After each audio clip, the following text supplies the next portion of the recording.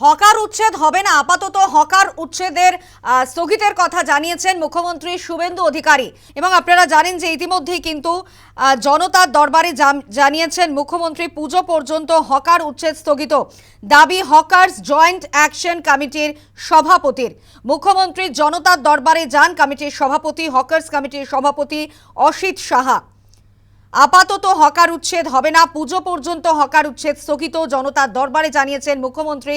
এমনটাই দাবি hawkers joint action কমিটির সভাপতির। মাননীয় মুখ্যমন্ত্রী আমাদের সঙ্গে কথা বলেন, হকার জয়েন্ট অ্যাকশন কমিটির সাথে প্রথম বসলেন। উনি খুব পজিটিভ মেন্টালিটি নিয়ে আমাদের সঙ্গে আলোচনা করলেন।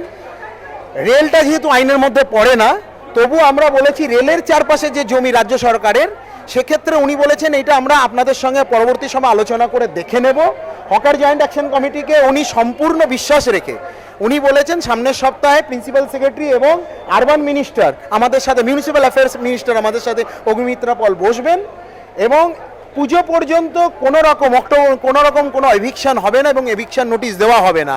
উনি বলেছেন যে সমস্ত বিপজ্জনক জায়গা সেখান থেকে যাদেরকে আমরা সরাবো, আমরা চেষ্টা করব, চেষ্টা নয় আপনারা যে সিদ্ধান্ত নিচ্ছেন আইনে যা আছে সে অনুযায়ী তাদের কাছাকাছি কোথাও রিহ্যাবিলিট করানো যায় কিনা, পুনর্বাসন করানো যায় কিনা সেটা আমরা দেখছি। এবং আমাদের সঙ্গে আলোচনা করেই সেন্ট্রাল যে স্কিমগুলো রয়েছে হকারদের জন্য, পিএম স্বনিধি লোন বা ই শ্রম বা আয়ুষ্মান ভারত, উনি একটা কমিটি করবেন, স্টেট মনিটরিং কমিটি, সেই কমিটির মাধ্যমে কাজ হবে।